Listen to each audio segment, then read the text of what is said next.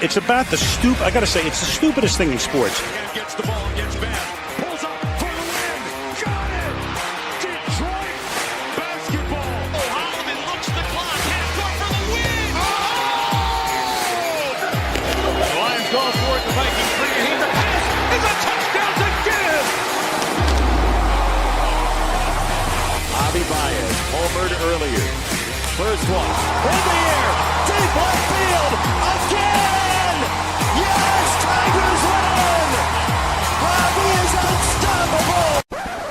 This is BS Sports. And away we go. Welcome one, welcome all on a just frankly an awful Tuesday. I mean, the weather today was just putrid. I mean, it was like kind of rainy a little bit all day. I haven't seen the sun in, I guess since Sunday, which isn't that long.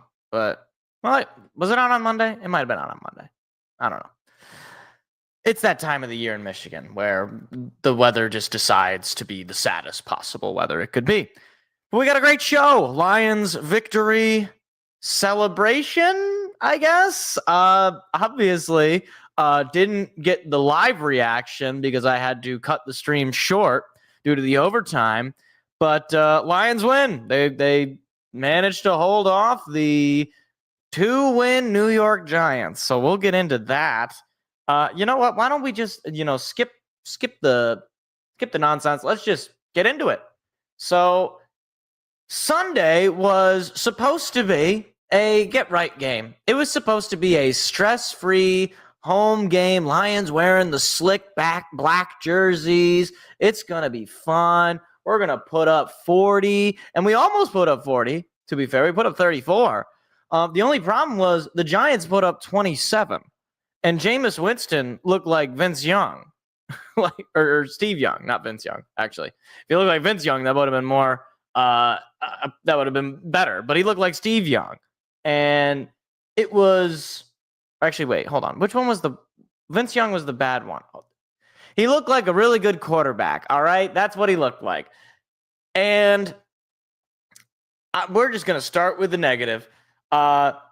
Can any of these receivers on the Lions please learn to catch the football? Amon-Ra, granted, had a great game. 149 yards with a touchdown. Had a 30-yard catch. 9 catches in total. But he had a couple of putrid drops. Putrid. One of which that ended up being a pick, which is not on Jared Goff, by the way. And I hate that drags his QBR and his overall rating during this game lower than it actually should be, because he played a pretty fine game given the circumstances. He had to throw the ball over 40 times, but he played a fine enough game. He wasn't getting sacked every couple drives or so. But Amon-Ra St. Brown had a bad drop, or had a couple bad drops. Jameson Williams as well. No catches for JMO all game. He had 3 targets. One of those should have been a big first down after the interception. Perfect throw from Jared. Gets dropped. And of course, obviously, doesn't look good on Jameson's stat pads, but it also doesn't look good on Goff's stats, because those are just 2 drops that I can think of that completely further tanked the day for Jared Goff's box score. So I feel like I'm in the Jared Goff fan club. I'm just saying this all to say, do not blame the offensive woes right now on Jared Goff. Blame it on the offensive line, which continues to have problems. I've been saying this basically since the Minnesota game. When people were like, oh, we'll see, now Dan Campbell's taking play calls, John Morton's out, so the offense is fixed, right? Because we blew out the Washington Commanders on the road. Maybe, but I think the real problem is your offensive line is just not there. You got Penei Sewell and friends. And Taylor Decker is pretty good too, but he's dealing with an injury, and he's been dealing with an injury all year. So that's the bad. The good, I would say, is that your defense is keeping you in this game. And obviously, you give up 27 points to the putrid New York Giants. That's not exactly a great showing on defense. Here's what I'll say. 2 of those touchdowns were on crazy trick plays where the Giants are just playing with house money. And if you run those plays back again, do they probably work the way they did? Probably not, right? At least one of those does not work, whether it's the bomb to Wandell or whether it's the receiving touchdown to Winston. You probably don't get both of those plays successfully. You run it back, a few times. And defense has managed to finally get a turnover, which granted the offense did nothing with, but a turnover nonetheless that at the very least stopped the Giants from adding on right there and burned some time so that you had the opportunity. And finally, Aiden Hutchinson had a game-winning sack. Now, I would have liked him to get more than just one sack on the day. I would have liked the defense to get to Jameis a couple of times. But again, right now the defense, I feel a little bit better than I do about the offense, frankly, in many ways. The other good that I have to talk about right now, Jahmyr Gibbs is the best running back in the NFL, and frankly, I don't know that it's that close. Jonathan Taylor, God love him, good running back. I think Jahmyr Gibbs is better right now. I think Jahmyr Gibbs has a shot, depending on how this year plays out, but has a shot to win Offensive Player of the Year. He is unbelievable. And in just this game, he had 2 rushing touchdowns with 219 yards on the ground. He also had 45 receiving yards and a receiving touchdown. I mean, when he was drafted, Brad Holmes described him as a weapon, and they are using him as a weapon this year. He is easily the best player on the offense. And he, shout out Greg Jennings, put the team on his back in that overtime when he said, hold on, guys, watch this, and took the ball 69 yards to the house to win the game. Obviously, defense had to come up with a stop there, but as far as I was concerned, I was like, oh, okay, that's it. Because I just refuse to believe that we're going to let the Giants march down the field, score a touchdown, get a successful PAT or 2-point conversion to tie the game. It's not going to happen. I refuse to believe that. And I was proven correct. The only concern, and not the only concern, but one of the concerns about the defense, as I said, is that it was Jameis Winston. Now, here's the thing. As much as Jameis Winston is not a good quarterback, he has this ability where when he gets hot, and if he's connecting with his deep balls, he can be a threat. There's a reason that he threw for 5,000 yards in 2019, and then, he also threw for 30 interceptions that year. But there's a reason, because he's got a rocket for an arm, and if he gets insulated, if he gets good protection, which he did on Sunday, and he's going to be able to tear you apart a little bit. Now, I said going into this week's game, you got 3 home games that are all winnable, and you won one of them. I don't care how you win, and I'm never going to apologize for a win, and no fan should apologize for a win. No fan should be sitting here and pouting because they won in overtime and not in 4 quarters. As much as it's stressful, who cares? They all count the same at the very end. And I know fans of other teams are going to feel that way too. If you're a Bears fan, if you're a Packer fan, you don't care how you win as long as you do win. Now, speaking of the Packers, Lions are going to be playing a football game in a couple of days here. And they're going to be playing against a very, very, very good defense in Green Bay. Now, here's the thing. Green Bay's offense might be worse than yours. And your defense, I think, since that first Green Bay game, is at least more orchestrated. And even in that Green Bay game, it was just a couple of drives and then some bad spots that they were put in where Green Bay took over in that game. And really in the second half, your offense had plenty of opportunities to work yourself back into that game. We'll get into who I'm taking in this game. Spoiler alert, it's the Lions. This feels like the make or break game of the season. If the Lions win this game on Thanksgiving, which unfortunately they have been averse to winning on Thanksgiving many a times, if they can get this win, I think this could be the surge that this team needs going into the month of December, where they're going to get a week off for a Thursday night game, which is, obviously they're getting a short week this week, but a week off for another Thursday night game, which you can definitely appreciate. Then a 10-day break going into LA on the road. And then you got Minnesota, and Chicago. You got Pittsburgh, Minnesota, and Chicago. After LA, all three of those games are certainly winnable. This is the toughest stretch you've got left, is this Green Bay, Dallas, and then LA. This is the toughest stretch left. And it's weird because technically by the standings, the Lions are currently out of the playoffs. And I'm not ready to say this team is going to miss the playoffs. Frankly, I would be shocked and appalled if this Lions team does miss the playoffs, because I think the teams that are ahead of them right now are not sustainable. But maybe they might think that the Lions are not sustainable. Either way, this is the time, okay? You snuck away with a win. You escaped with a win against New York, and nobody's going to fault you for that, other than people who just are looking for flaws. You go out and you beat Green Bay on Thanksgiving, oh, it's on. It's on like Donkey Kong at that point. You are going to be in a prime position to just run through the month of December. And we've seen this Lions team going into the month of December with question marks. Even in 23, it was question marks whether the Lions were going to hold on to that division.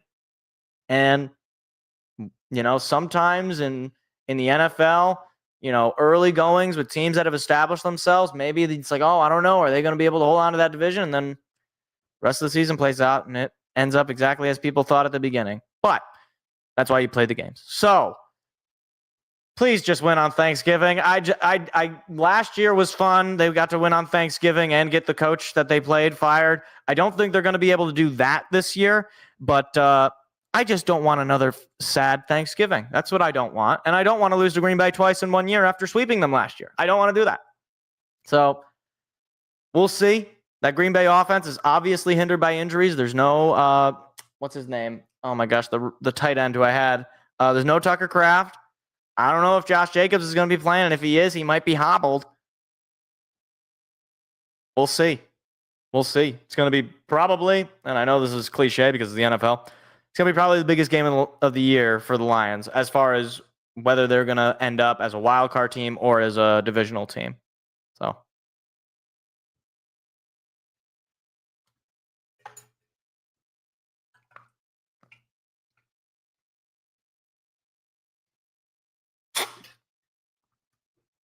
All right.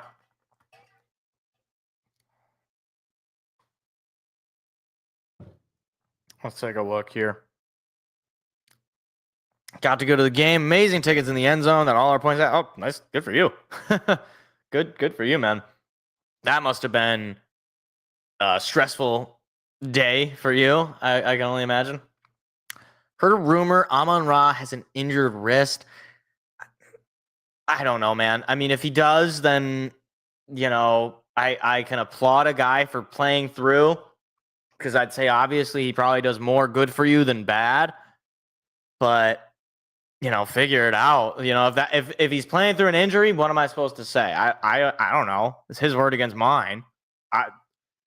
Whether you're playing through an injury or not, you still have to play well. So you could say, well, it's reasonable to assume that if he's got an injured wrist and he's just pushing through it, I don't know if that's the right decision, but he's certainly making that decision. Goff missed an wide open Montgomery to Goff's right when he got the intentional grounding penalty. I guess I'd have to look back at that particular play. I mean, certainly it wasn't a perfect day for Jared Goff. I'm not arguing that, but yeah, I mean, I'm not sure. I can't speak to that. So also, again, it's hard to get through your reads when, again, you're running for your life, and Jared Goff does need that protection. And just for the record, okay, because some people will say, well, he needs a perfect offensive line around him. I don't know. He doesn't necessarily need the perfect offensive line, but I'd say that pretty much every quarterback needs a good offensive line, right? I mean, I don't think anyone would argue that you can be Patrick Mahomes and have a bad offensive line. It's probably not going to work. So, yeah. And we're seeing it right now. I mean, the Chiefs' offensive line is obviously not doing that many favors. Obviously their wide receiver group is probably more of a question mark, but yeah. So, all right. Move along then. Do have a couple more segments here. Want to talk Pistons a little bit later because they're obviously on that crazy win streak, and I want to talk about it. So let's get into the rest of the NFL. I don't know why I opened that link. I already have it open. Let's get into the rest of the NFL. So, Buffalo, what in the world was that? What in the world was that? Are they like Buffalo just seemingly finds ways to lose games out of nowhere?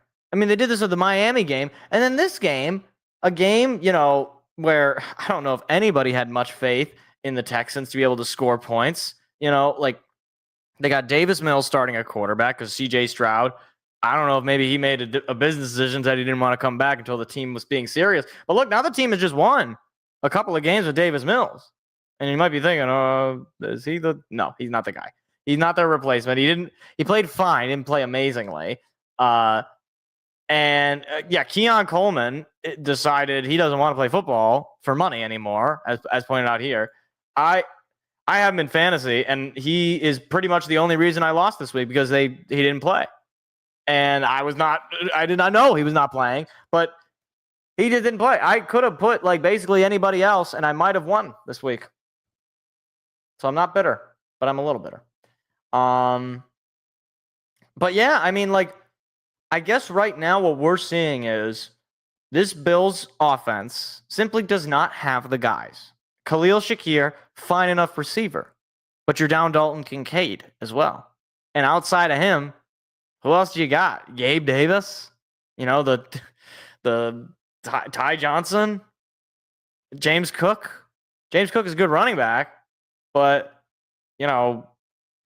it's not enough weapons. He's gonna need a little bit more. I did see that they signed Brandon Cooks, which good luck with that. And probably that means that Keon Coleman is on thin ice, which is interesting given obviously former Michigan State Spartan, then Florida State Seminole. Apparently he wanted to win, but apparently he doesn't want to win that bad. He wanted to win at Florida State, and he didn't win nothing with Florida State.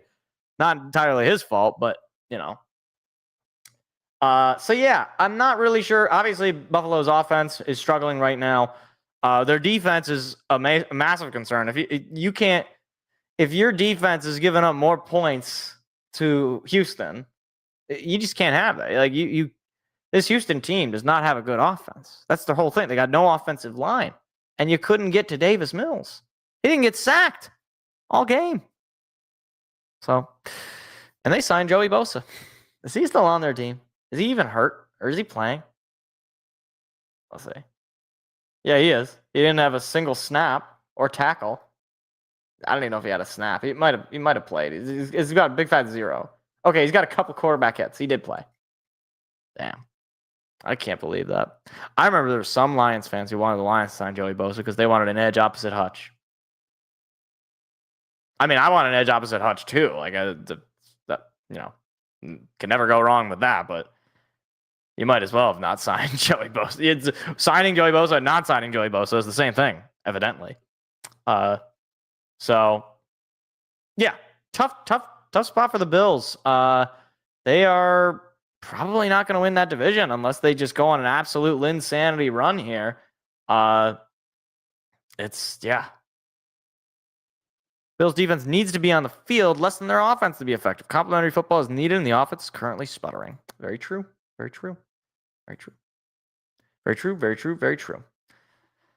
All right, let's talk about the other team that is technically leading the division, the Chicago Bears. They are winning games, but I refuse, on principle, to believe. This feels like dancing through raindrops right now, this Bears team. Look, I'm glad that they managed to sneak away with a win against Mason Rudolph and the Steelers, but I am not a believer. I am not a believer in this team, okay? Your leading rusher is Kyle Monangai, and he had 48 yards. They are the Bears, to me, feel like a total paper tiger. You know what they feel like? They feel like the Chicago White Sox of 2021. They're getting by on some of playing some bad teams, but they are sneaking by. And look, they're winning games. You can't fault them for that. They're never going to apologize for winning. But let me give you their schedule upcoming here. Okay, right now they're 8-3. They're going to have to go on the road to Philly on Friday for the Black Friday game. Then they go on the road to play Green Bay. They come back home to play the Browns. That should probably be a win. But those 2 road games, I wouldn't be surprised if they drop both of those games. Then they're going to have to come back home to play the Pack again. I would be shocked if they don't at least split those. Then they go on the road, San Francisco, Sunday Night Football. And that's a team that, is going to be trying for a playoff spot. And then they got to go back home to play Detroit, a team that they lost to by like 40 points at the beginning of the year. I know they've won 4 in a row, and I know they feel really good about themselves. But those 4 games in a row they've won, they barely beat the Bengals on a crazy, stupid final ending play. They barely beat the they barely beat the Giants. Again, I understand that me, a Lions fan, saying that is rich because we had to take them to overtime, but whatever. The Giants are not good, right? I think we can agree. And they were at home in that game as well. They barely beat the Vikings in a game that they almost blew. And they barely beat the Steelers just this past week. Usually the Bears lose to the Browns. Now, here's the thing. Browns have a really good defense. They're a tough team to score on. If the Browns can get to Caleb Williams a few extra times there. I mean, we saw TJ Watt have the strip sack touchdown. If Myles Garrett can have his way with Caleb Williams, you put him in a very uncomfortable spot. It ain't going to be fun. I'll just tell you that much. This Bears team, if you're a Bears fan, you're enjoying yourself because you feel like maybe you can sneak away with a division title in a home playoff game, and maybe Ben Johnson is the truth. And whether Ben Johnson is the truth or not, I think is irrelevant because I don't know that the personnel and I don't think the way that they're winning is sustainable. We've seen this dance before with NFC North teams. We've seen this before. Teams winning these one-score games with fluke plays and with crazy endings. It's fun. It's entertaining. It's good to talk about. It makes the league interesting, but it's not sustainable. And it's definitely not sustainable in January.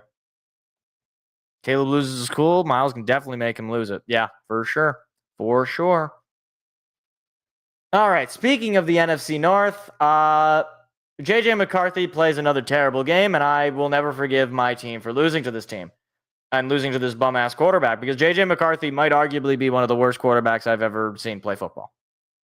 And as it turns out, it's a little hard to play the position when you don't know what play the defense is going to run against you, as it turns out. I was told that cheating doesn't matter, but apparently, I don't know. Maybe I'm just crazy. But anyway, JJ McCarthy has another terrible game, couple interceptions, no touchdowns, throws for less than 100 yards. At this point, is he apparently he went out with a concussion, which is a nice way of saying, hey, buddy, you are playing like garbage, and we need some sort of reason for that. So, look, I understand the Lions lost to this quarterback when he came back, and it was unfortunate. It was embarrassing, and I didn't like it. But he's terrible. Okay, he's terrible. He's not. It's not just rookie quarterback struggling, which I guess technically he's not a rookie. It's this guy is playing about as bad as you can. I heard a stat where he was comparable to Jamarcus Russell. Okay, I don't remember the stat exactly, but it's bad when Justin Jefferson and Jordan Addison and TJ Hawkinson, all guys that can put up massive numbers, when none of those guys can get to 50 yards on any of these games. I mean, let me just pull up Justin Jefferson's numbers here over the last couple games here because it's actually quite sad. It's actually very disappointing, to say the least. So he had 61 yards against the Bears in a loss. He had 37. Even against Detroit in a win, he had just 47 yards. This year, the last time he had over 100 yards was October the 5th when he played against Cleveland. And I believe that was overseas. I could be wrong about that. Pretty sure that was overseas. Yeah, that was overseas. That was the see, it's saying the Dublin game and then I think the London game. I don't know which one was which. I guess they had a bye week. I don't know. Anyway, this was definitely an overseas game, right? Though, right? Anyway, McCarthy is terrible, and I don't really know. Look, we can go back and think and reevaluate this, but I cannot really be convinced out of the fact that he decided to leave for the draft because he knew that he probably would have been implicated in the cheating scandal and decided, just like Jim Harbaugh, let's just go to the NFL and see what happens, because I don't think he was ready for the NFL. Despite the fact that he won a national championship, I don't think he was ready for the NFL. And even Michigan fans who defend the cheating would have agreed with me that he might not have been ready. And he certainly wasn't ready to be picked in the top 5 or wherever he was. And furthermore, you can't sit here and tell me he's in a bad spot. Okay? He's got so many weapons. He's got Aaron Jones as his running back, who's a solid back. He's obviously, I already talked about Justin Jefferson. He's got Hawkinson. He's got Jalen Naylor. He's got Addison. He's got plenty of weapons. He's got plenty of toys to play with. Plenty more than he had at Michigan. So, I don't know if this guy just can't keep up with NFL speed or just doesn't know how to play the position when he's not cheating his ass off. But either way, it's not going well, basically. So it's unfortunate. You hate to see it. Can't wait for Christmas when we get to play that team again. And I hope he's starting, because I would like to beat him. That would be nice. For once in my life, I'd like to have my team beat him. So. And second to last here, actually, we'll talk about Philly first, because man, what the heck? What the hell was that? You're up 21-0 to the Cowgirls, and you let them come back? Where was all this last game? Where was this last week? I mean, obviously they scored less points on us, but what is, like, you go up 21-0. You had at the most, I think, a 96% chance to win this game, which granted was late in the second quarter, so not, plenty of time to make up for that. But first of all, things are bad when your leading rusher is your quarterback. Saquon Barkley, you have cost many a people their fantasy league this year, because he's been putrid. He's been terrible. Okay, I already went down the list for Justin Jefferson as far as his game logs. Let me give you Saquon Barkley's, okay? You ready? 22 rushing yards against the Cowboys. 83 against the Lions. That was one of the better games. 60 against the Pack in a win. 150 against the Giants, which, okay, I guess, that kind of makes sense. But then 44 against Minnesota. 58 against the Giants the first time. 30 against the Broncos. 43 against the Bucks.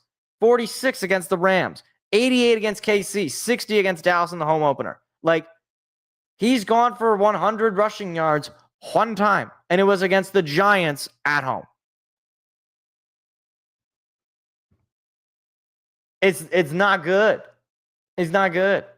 All right, and we don't EPA per dropback. Thank you for that. It's just not going well for Philly. And look, I'm sorry. I know that we lost to. It's funny. I keep insulting teams that the Lions have actually lost to this year, but I keep insulting them because look, these teams are just no good. And maybe this is just what the story is of this year in the NFL, is that the good teams are actually not that good. I don't know. It's like there isn't a team that's really separating themselves. And we'll get into the team I'm about to talk about, because maybe this team you could say, but this Eagles team, it's you're not going to win a whole lot of games scoring no points in the second half. That should be pretty obvious. But you're definitely not going to win a whole lot of games not scoring any points in the second half, and also having your lead rusher be your quarterback. So I'm sure A.J. Brown is having fun. He had a great game, 110 yards and a touchdown. Good for him. Happy for him. So glad. But as it turns out, you getting the football, A.J., is not the difference between you winning and losing games. See this game. So, yeah. Tough stuff. But the other thing that I want to talk about is the Los Angeles Rams. Now, I don't really want to talk about the game primarily because the Rams just destroyed the Broncos. The Rams just destroyed the Buccaneers. Teddy Bridgewater was in near the end. Baker Mayfield went down with an injury. Apparently he's fine, but I don't really believe that. Matthew Stafford is playing at an MVP level right now, and there's no There's no doubt about it. Like, he is probably right. He's right now the best quarterback in the league, or at least the most consistently good quarterback right now in the league. Now, I have a question, and it's something of a debate that I think some people think is super obvious, and others think it is obvious the other way. And I guess I just don't really know.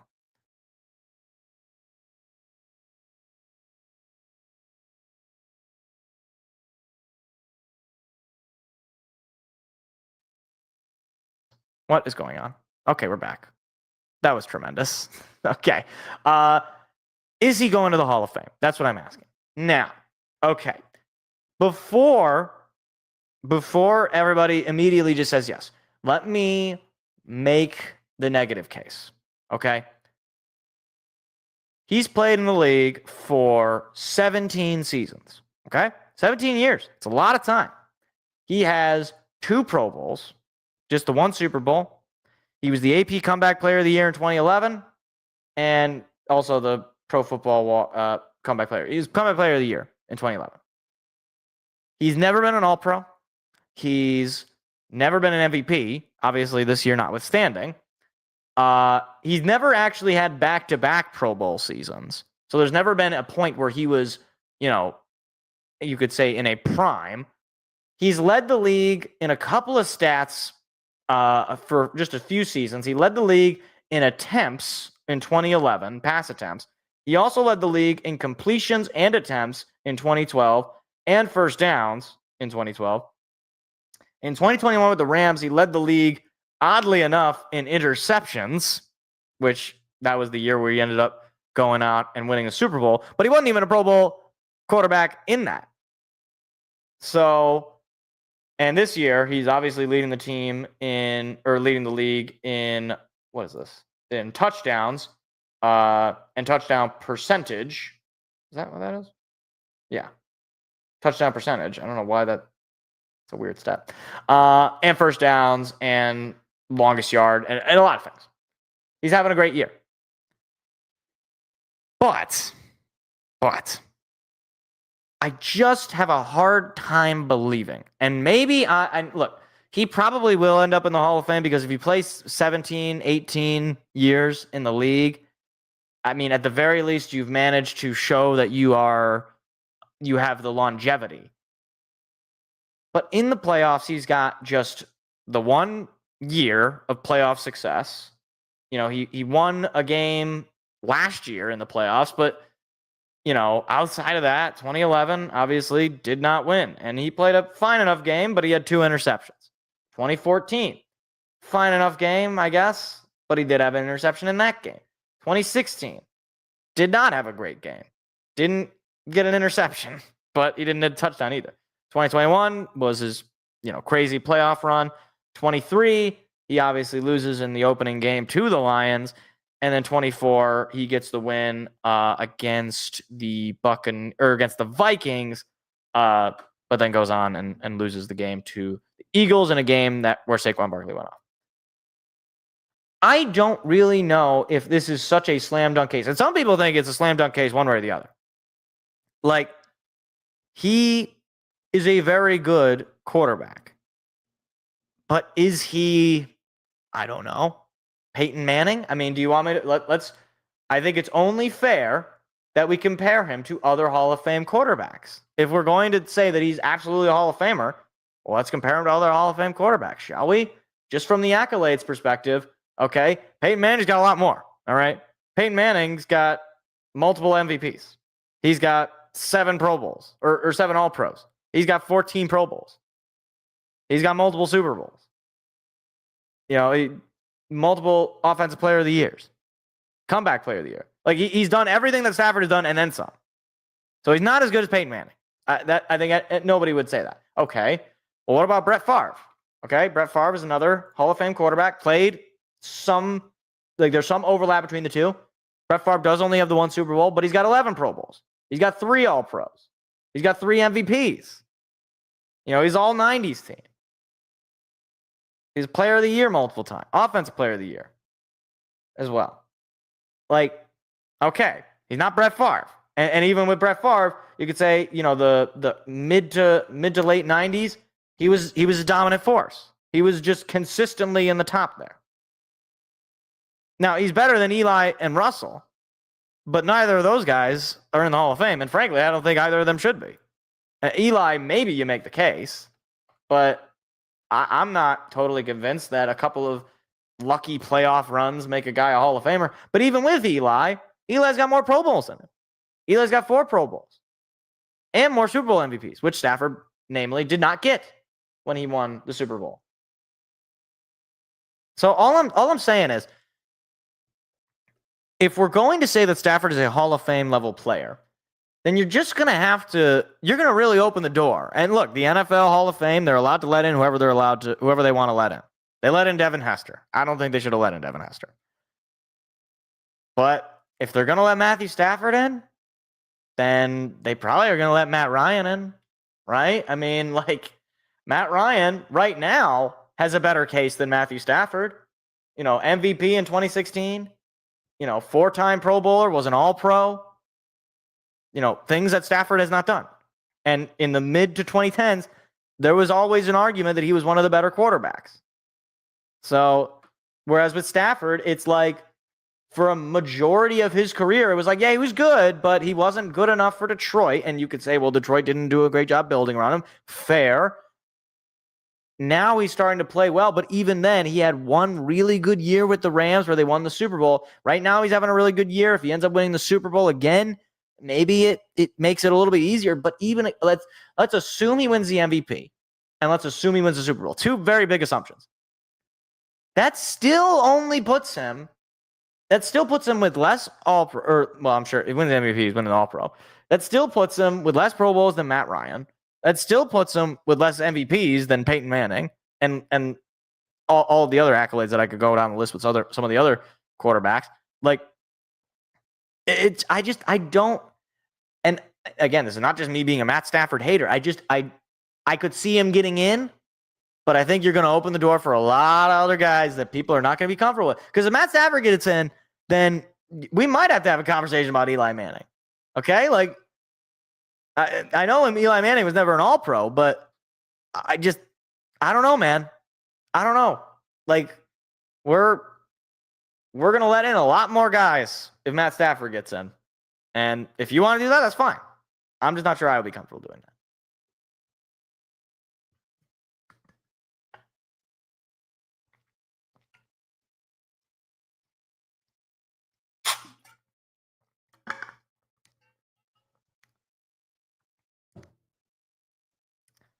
He's a Hall of Fame talent without the accolades to back it up for the typical quarterback to get in lately. Yeah, I guess it's just I think if you have the talent, you should be getting the accolades. And look, you could say, well, he was in Detroit for so long, but I don't know, man. What am I supposed to say? You don't control where you play, but he doesn't have the kind of resume that other Hall of Fame quarterbacks have. And you could say, well, he just didn't have the guys around him. Well, again, if he's a Hall of Fame player, then it is what it is. Hold on, I'm not a Stafford hater. No, I will not accept that title.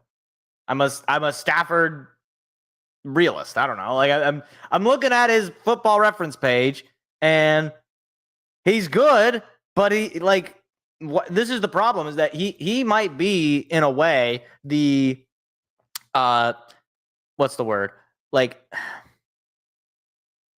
Pandora's box, in a way, where it's okay, if he gets in, like I've been saying, if he gets in, you're going to let in a lot of other guys that you might not be comfortable letting in.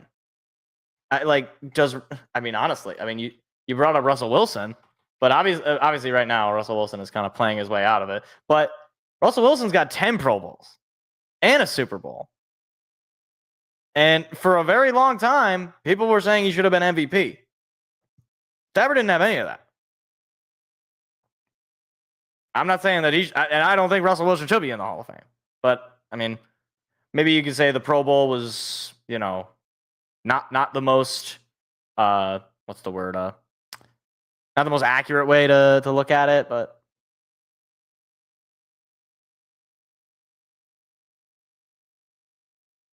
Matt Ryan had Roddy White, Tony Gonzalez, and Julio Jones. Sure, but like, what do you like? I don't. Who cares? Like that's like every MVP season is gonna have some superstar players. Like that's just how that goes. I mean, Matthew Stafford does not have like he's not playing with like Tez Johnson and a bag of peanuts. He's got Puka Nakua, and he's got a very good defense that sets him up well. Like, and also he's got the benefit of the fact that the top quarterbacks in the league have either gotten hurt or are otherwise not also surrounded by weapons. Like Lamar Jackson missed a few games, and that offense is also completely out of standard. Mahomes has got no weapons, and I'm just saying. Anyway, let me get to some more of the comments here. 21 was only consistent. His only consistent receiver was Cup, sure, but Cup won the Super Bowl MVP. So, I think if Stafford wins another Super Bowl, it's going to be tough to keep him out. And this Rams team is a legitimate Super Bowl contender. I agree. Let's see. Stafford is having a terrific year so far. Just the times I've seen the Rams, he gets much better protection than Goff is getting right now. I agree with that. Stafford suddenly has his best team, and look at the way he plays. Is this his best team? I mean, I'd argue the 21 team was a better team, at least overall. But obviously, at the end, we have the benefit of knowing how that season ends. But I mean, couldn't you just say the same thing about other quarterbacks that we've already talked about, like Russell Wilson? Russell Wilson, when he had his best team, he was really good. And again, this is the first year in Stafford's career where he's ever been considered for Hall of Fame for an MVP. Like he's had other great teams, and there's never been like a point where he was unilaterally seen as like the top guy in the league. When he was with Detroit, it certainly wasn't the case. Even when he was with the Rams, he didn't go he wasn't the Pro Bowl, he wasn't an All-Pro the year they won the Super Bowl. I just don't know how you get a guy in the Hall of Fame who is going to have one All-Pro to his name, especially when you compare him to other other Hall of Fame quarterbacks. He would easily be the worst Hall of Fame quarterback. Can we agree on that? Like, I mean, I could try to find. Let me just look up list of QBs in the Hall of Fame. Notwithstanding, obviously, guys that played in like the 50s and 60s. I mean, that we can argue that, but all right. I mean, like, obviously, okay, these aren't like official guys. These are guys that might be in there, but okay. Pro Football Hall of Fame by position, running back, quarterback. Okay, well, that's quite the weird combination there. Why is it running back, quarterback? Can I just get quarterback? Here we go. Okay. Not even close? Not even close what? Not even close, like he wouldn't be even close, like he's not the best? Or like the best quarter? Like who's not? I don't know. What do you mean not even close? Like Troy Aikman. Is Troy Aikman? Let me look at Troy Aikman. He's also kind of a controversial Hall of Fame quarterback. Yeah, I mean, like maybe you'd say he's comparable to Troy Aikman, but Troy Aikman also won 3 Super Bowls, which I would doubt Stafford is going to do. But he was on those 90s Cowboys teams, so he was going to get in. I'm not gonna go over Terry Bradshaw. John Elway, is he better than John Elway? I don't think. Probably not. Right? Like, I don't think most people would say he's better than John Elway. Like, I'm just going through the guys that are in there that are within, neither living memory or within, play styles matching similar things. We already said I don't think he's better than Brett Favre. I don't think he's better than Bobby Lane. No. We know he's not better than Peyton Manning. He's better than Joe Montana.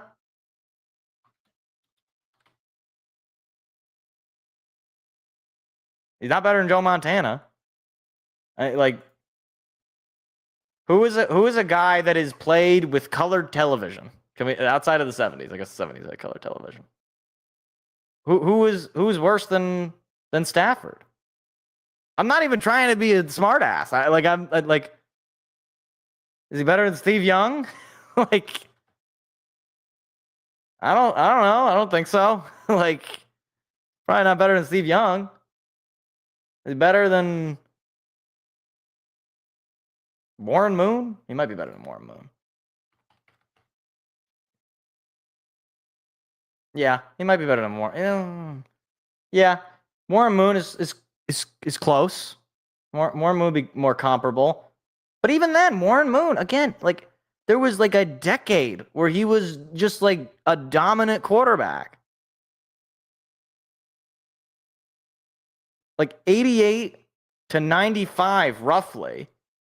He was a force. Like, he is better than Steve Young.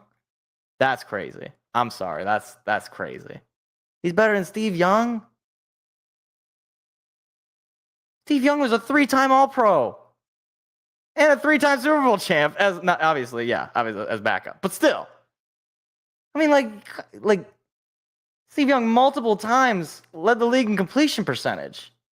Stafford has never led the league in completion percentage. I know the numbers are a little bit different, but you know, I don't know, man. Like, I don't know. Obviously, again, like, Steve Young is kind of an interesting case because he was a backup for a long time. He was terrible with Tampa Bay in his first few years. And then he had that resurgence and then won the Super Bowl as a starter. I don't know if Stafford is better than Steve Young, man. I'm not ready to go there. What about Bart Starr? Oh, we're not going to talk about Bart Starr. What about Dan Marino? He's not better than Dan Marino. Don't come in here and say he's better than Dan Marino. You stop it. No way are you saying that Matthew Stafford's better than Dan Marino. No shot. No way. Gosh, 1984. He had 5,084 yards. Golly. That's crazy. That's actually like the craziest stat I think I've ever heard. But to be fair, Stafford had over 5,000 yards in 2011 in the year of the quarterback, but we all know what happened with that team. Although, to be fair, so did Marino's team, also lost, but no way. No way is he better than Marino. I'm not sure I'm ready to say he's better than Steve Young either. Trying to see who else. Kurt Warner, is he better than Kurt Warner? We need to, like, this should be like a whole show. Is just trying to find which Hall of Fame quarterbacks he is better than. Okay, not better than Marino. All right, we're good. We're on the same page. He's not better than Kurt Warner. Now you stop it. If you say he's better than Kurt Warner, I'm going to throw you out of a window. Bacon bombs. No way. You cannot tell me the quarterback of the greatest show on turf is worse than Matthew Stafford. Can't tell me that. I didn't know he played for the Giants. That's crazy. That's a weird. Did they retire his number? No. He dragged that Arizona Cardinals team to the Super Bowl. The 37-year-old Kurt Warner dragged Larry Fitzgerald was very good too, but he was pulling that team into the Super Bowl that year. I will say his peak was certainly not as long. Although again, like, you could say the same thing about Kurt Warner. Actually, might be a similar case. Okay, like 3 years of absolutely elite success. Then, the Rams are the Rams, and they were like a garbage organization, so he was losing a lot, and he was getting hurt. And then he goes to Arizona, and Arizona's another garbage organization. He kind of drags them around.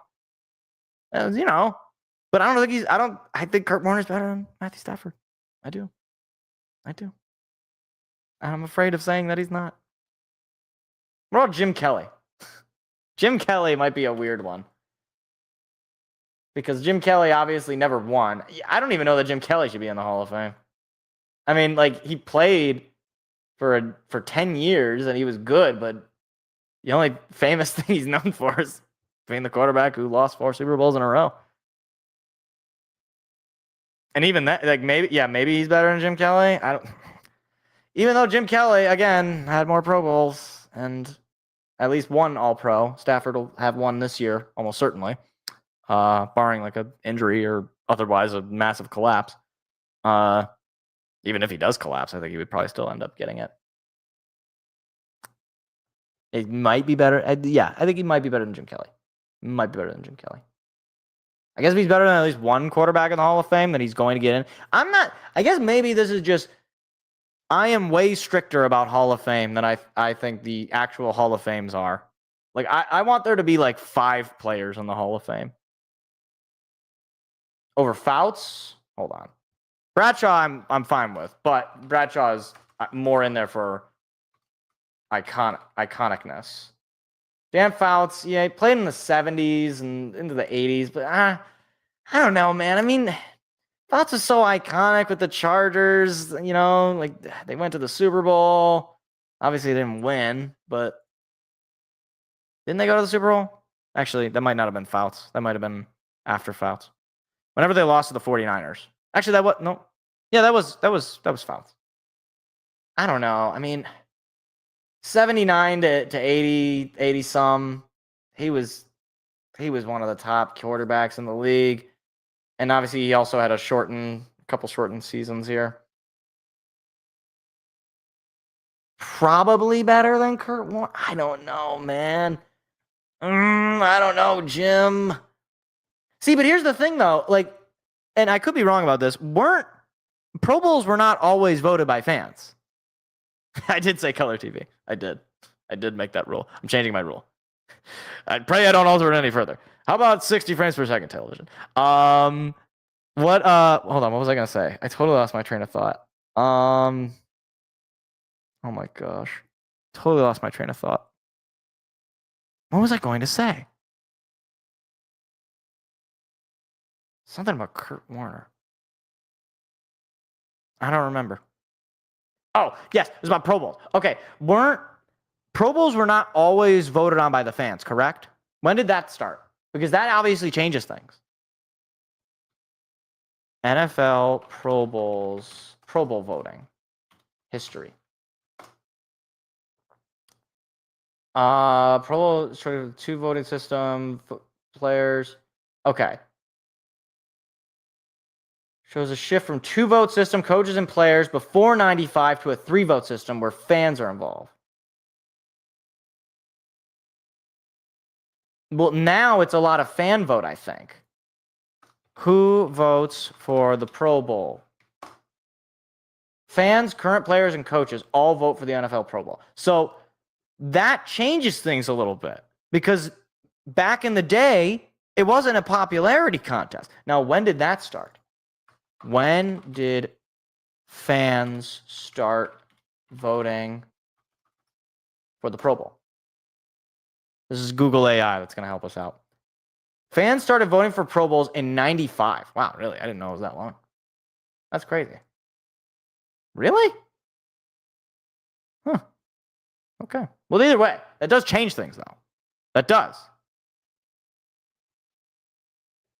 Because that means that all of Stafford's Pro Bowls included fan votes. Not that, I mean, he can't control that, obviously. But that only means that the players that we're talking about, like the Foutses of the world, they didn't have fan votes for their Pro Bowls. Jim Kelly, I also don't know that Jim Kelly was that good, but Kurt Warner, he did, admittedly. Brett Favre, I think, didn't have for a good amount. Let me pull that one up. For at least a chunk. At least a couple. He had a couple. In there, which is as much as Stafford. I'm just saying. All right. I don't think it's a slam dunk either way. I think he probably gets in, assuming if he gets the MVP, there's going to be a conversation. If he gets the Super Bowl and the MVP and the Super Bowl MVP, then he's absolutely going to get in. And at that point, I'd have less of an argument.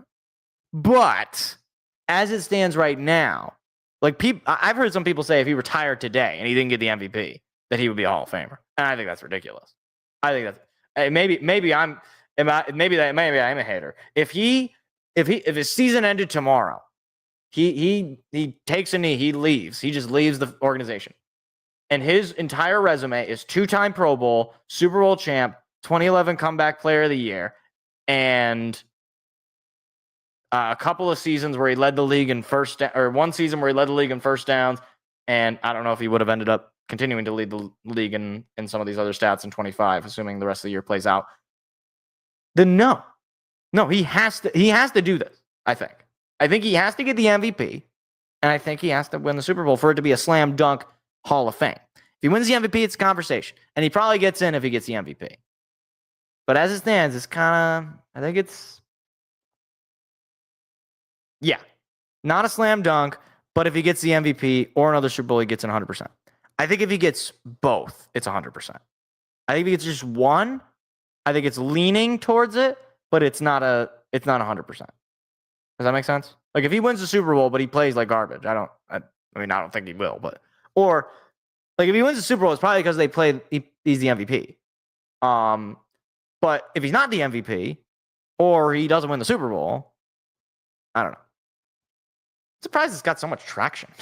This is it's gonna be a longer show because we're just digging into Hall of Fame. I didn't know this was gonna be the excitable of a topic.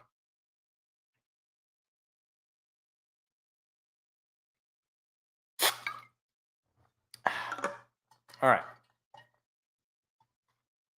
Speaking of slam dunks, since we're now going to transition out of the NFL and into the NBA, your Detroit Pistons have won 13 games in a row. 13 games. That, my friends, is a franchise record. That, my friends, is the Pistons now are 1 win away from a new franchise record. That's how math works. Now, here's a funny thing about that stat as well. The Pistons have actually won 13 games twice in their franchise history. The first time was, I believe, the 1989-1990 season, which, for those of you who are ill-informed, they won a championship that year. The second time that they won it was in the 2003-2004 season, which, once again, in case you are ill-informed, that was also a championship season. So, they've got 2 seasons where they won 13 games in a row, and they won the championship. Now, I'm not necessarily saying they're going to win the championship because they won 13 games in a row. But I'm also not saying that. You know what I'm saying? All right. So, the Pistons, to me, are the biggest story in basketball, and in a way, I don't understand why. Well, I do kind of understand why. But I don't understand why this isn't really the thing that's talked about in all NBA circles, because this team winning 13 games in a row is actually absolutely insane, especially considering the injuries that they were dealing with and continue to deal with guys like, Cade went down for a few games. Jalen Duren was down for a game or two. Tobias Harris, Jaden Ivey just recently came back from injury, and they are just body bagging teams. Like, it's not just that they're winning. It's that they are beating teams mercilessly. And even last night against the Pacers, which was the closest game they've had in a while, at least near the very end, they're still, that was on the road. So even then, it's like, okay, well, they played on the road. And look, tomorrow night, they got a game against the Celtics. And by the time that I'm probably going to clip this out. So by the time this clip goes out, we'll know the result of that game. If they do win that game, I just want to take a little bit of a look ahead, because from the last time that I talked about this team, I was thinking, man, I don't really know where their next loss is. And maybe it's going to be tomorrow night against the Celtics. They're going to come back home for Orlando, team they already beat near the beginning. That was the team they beat to start this win streak, was the Orlando Magic at home. I think they definitely can beat them. Miami on the road, that could be a tough game. Miami's usually a tough team to play, especially on the road. Atlanta at home, Milwaukee on the road, team that they already beat in this win streak again. Like, obviously, at some point, they're going to lose a game. I don't get it twisted. I don't think they're actually going to go 80-2. However, it would be pretty crazy if they did, though. They're going to lose at some point. But the fact that they managed to get wins against the Sixers and against the Bulls and against even Washington, the way that they did with the players out that they had, with all the injuries they were dealing with, like, you gotta admit it's pretty damn impressive. And shouting out a few of those players, I gotta give a shout out to the Linsanity run, truly the Linsanity run that is Dennis Jenkins. So the only reason I knew who this guy was because I was one of the crazy people who actually watched the Summer League. And I knew this guy. I was like, okay, yeah, he's kind of a G League player, a depth piece. Maybe you see him in a game or two. Maybe he comes up when the team is really bad at the end of the year and you just need a guy to, see if he can have a roster spot. But he's shooting 51% from the field this year, averaging 10 points a game. And in that, he's also shooting 46% from three. Now, compare that to his last year where he played 7 games, didn't start any of them, but last year he played in 7 games. He shot just 30% from the field, 14% from three, averaged a point a game. He has multiplied that by 10. 10 points a game in 20 minutes of action in 12 total games played. 4 of them as a starter. Now, again, I'm not sitting here to tell you that, Dennis Jenkins is the next coming. I'm not sure that he is. But at the very least, it speaks to the kind of culture and the development that this Pistons team has. I was going to make another point about, before I get to the culture, Duncan Robinson, currently, right now, let me pull up his numbers. When I looked, he was shooting 44% from three. I could be wrong because obviously yesterday, so right now he's shooting 41%. Yesterday he was shooting 44% from three. But 41% is still very good. He's shooting 44% overall from the field. Yeah, like he might be quietly one of the better offseason additions that I don't think got a whole lot of traction. I certainly praise the move. I know a lot of people thought it was like, oh, here we go. We're just, trying to, softball this offseason. We should have made a bigger move. I thought it was a solid move. I don't think Duncan Robinson is some crazy superstar level talent, but he fills his role here and he plays pretty damn well. 12 points a game. I'll take that. Certainly coming off of the bench at points. Obviously he's usually a starter, but as other guys find their roles here, as maybe Ivy progresses, maybe he moves to that starter role and you might move a Duncan Robinson to the bench. But then again, they don't exactly play the same position. So, yeah, it is what it is. Either way, 12 points and shooting over 40% for three is definitely going to give Cade Cunningham the spacing that he needs. And I don't need to be a broken record to tell you that Cade Cunningham is having an MVP caliber season. Anytime you're averaging close to 30 points a game, he's got to be in the MVP conversation. Okay? Like that goes without saying. And that he's doing that, by the way, while not being that great of a shooter from three. Like shooting 28% from three, which is not a career low as it stands, but second to last in his career. But you got to think that those numbers are going to adjust and he's going to get back up to maybe that 30 plus 35% range, which is pretty much where he was the last couple of years. Okay. The last thing I want to point out about this team is it speaks to some of what I was talking about, which was the depth. And allow me, because I know this team has a lot of Michigan players, namely in Duncan Robinson, but this team does kind of remind me a little bit of MSU basketball. It's a lot of rebounding guys, a lot of guys who fight for the basket, namely a Jalen Duren, Asar Thompson, Ron Holland. Depth as a strength of this team. Again, speaking of Ron Holland, a great guy off the bench. Javonte Green, a guy who comes out of nowhere. Again, another solid piece off the bench. Paul Reed, another one of these like third option centers or second option center. I think he might be the second option. Or no, because Isaiah Stewart's the second option. Even Isaiah Stewart, a guy coming off the bench, averaging 10 points. Like, it is a lot of depth. There's a lot of guys coming in and being productive and getting the best out of those individual players. Again, you probably have 2, maybe 3 star to superstar level players. Cade Cunningham obviously being that superstar guy that the team orbits around, so to speak. Jalen Duren definitely has shown himself to be one of the top centers in the Eastern Conference. I mean, he's averaging 20 points a game with 11 rebounds. The guy's a walking double-double. Outside of him, are you going to put Tobias Harris in the star category? Probably not, but he's at the very least a vet and a leader. Asar Thompson, I'm not ready to go as far as to say star, but definitely a stud player, a guy that makes your team better. Jaden Ivey, we'll see where he is after he gets more of his sea legs in a couple of games. He's averaging 11 points. He looked pretty good in those couple of games, not as a starter. And then Duncan Robinson is Duncan Robinson, as already discussed. So you got to give credit to JB Bickerstaff. You got to give credit to Trajan Langdon for creating this culture. Now, look, again, I made the joke about the 13-game win streak and how the last two Pistons teams to do that both won championships. I'm not sure that this Pistons team is going to win a championship, but you're doing the right stuff to set yourself up for that. I mean, starting the season going 15-2, going into the late month of November, into the early parts of December, certainly going to help yourself. Certainly not going to hurt you.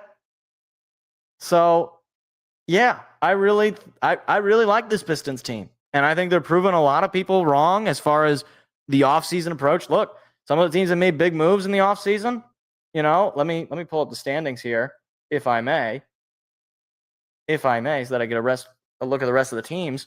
The Orlando Magic, they went out, they get Desmond Bane. They're a playing team right now. They're 10-8.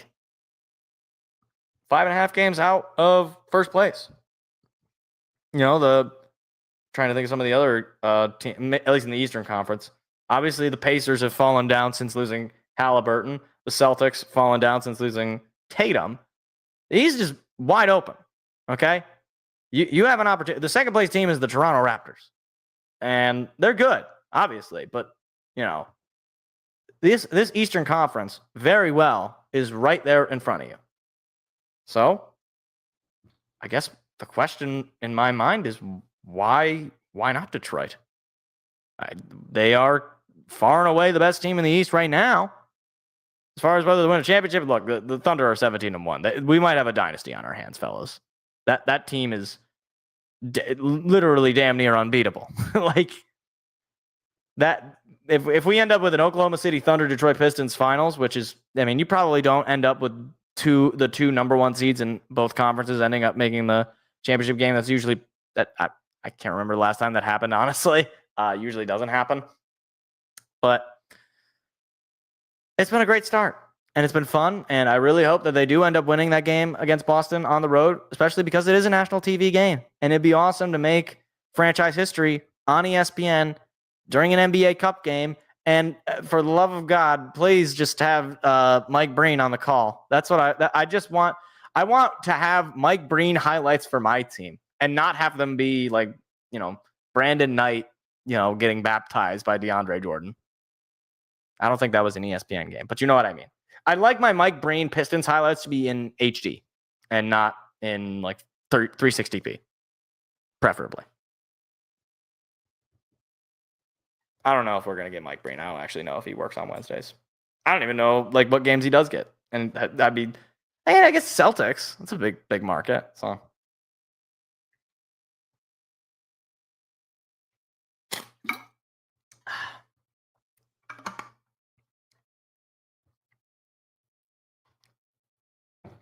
All right. What is going on with my, jeez. Good thing I don't close at work. It's just a lot going on. All right. So that is the near end of the show, but we do have, of course, everybody's favorite part, at least my favorite part, because it means that I get to look like a fool. It is, of course, the picks. Let's hit the music.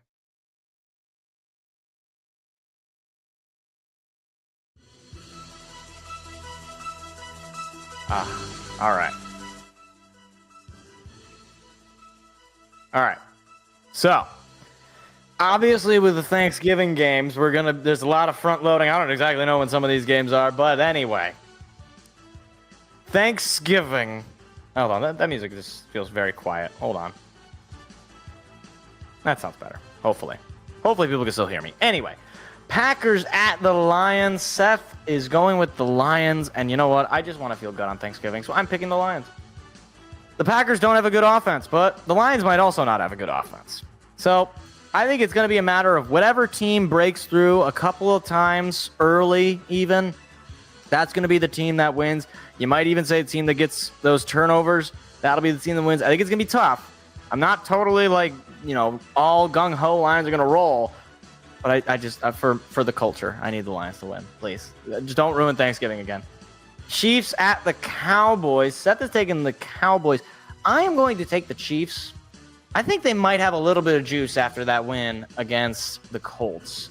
I am not ready to bury them just because every time that I feel like the Chiefs are going to just fall apart, they rise from the ashes. Whereas on the opposite end, whenever I feel like the Cowboys might be doing something right, then they do falter. So, yeah, I'm going to take the Chiefs on this one. I'm not yet a believer in the Cowboys, but I could become one at some point, and I don't want that day to ever come.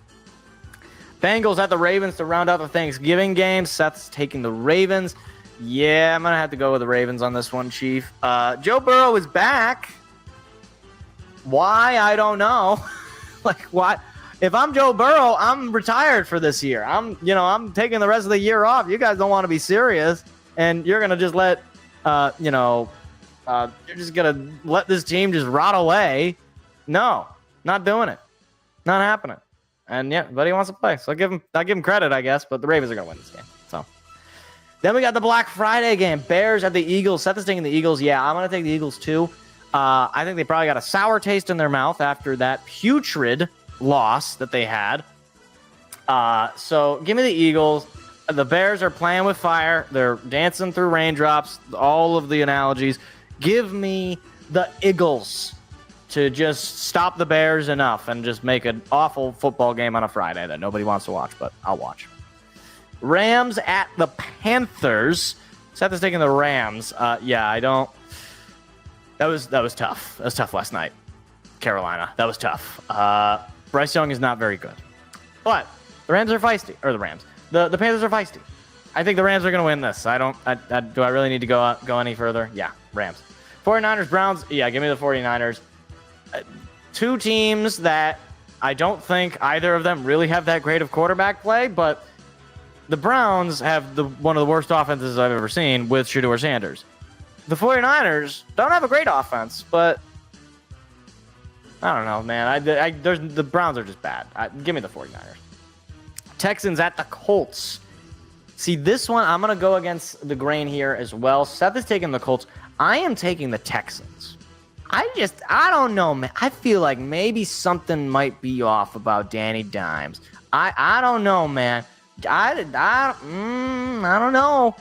Jim, I'm like Tony Romo. I don't know, Jim. Give me the Texans.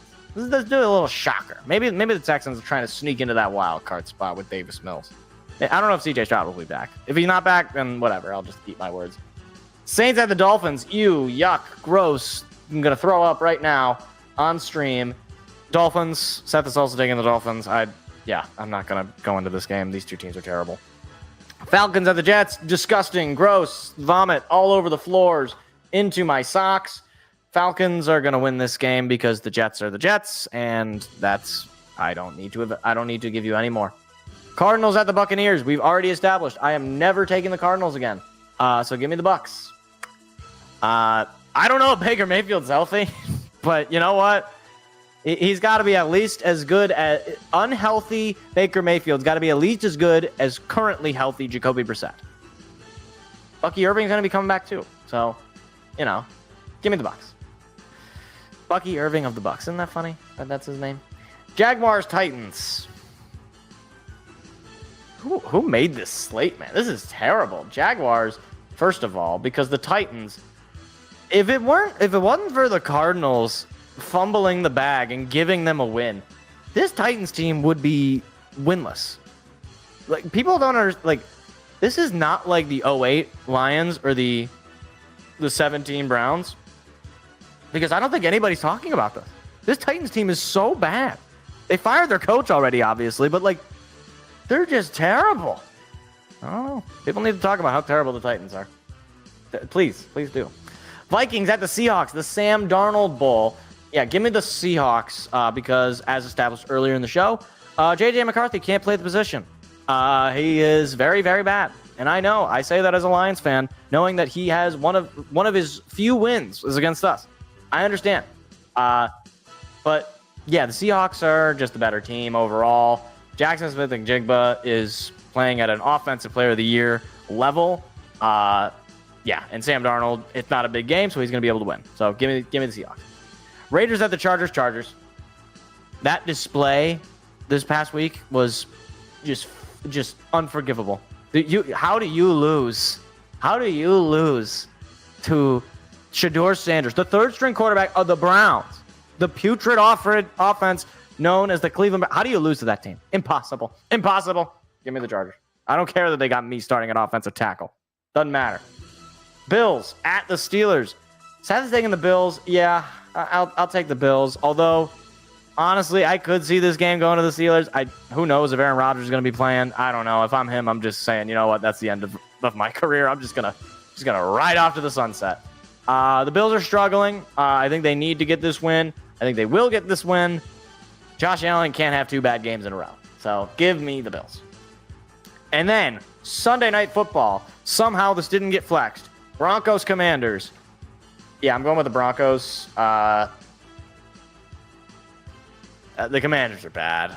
Marcus Mariota is the quarterback, and see the Commanders game against the Lions for reference. That's all I have to say. And then finally, Giants Patriots, little Super Bowl multiple time rematch. Yeah, I'm taking the Patriots, and Seth is also taking the Patriots. Like, come on. Yeah, it was fun. The Jameis Winston experience was fun. Yeah, we all had our fun. Yes, he did a little trick play. Oh, see, he broke the tackle from Derek Barnes. Very fun. Everybody loves it. It's great.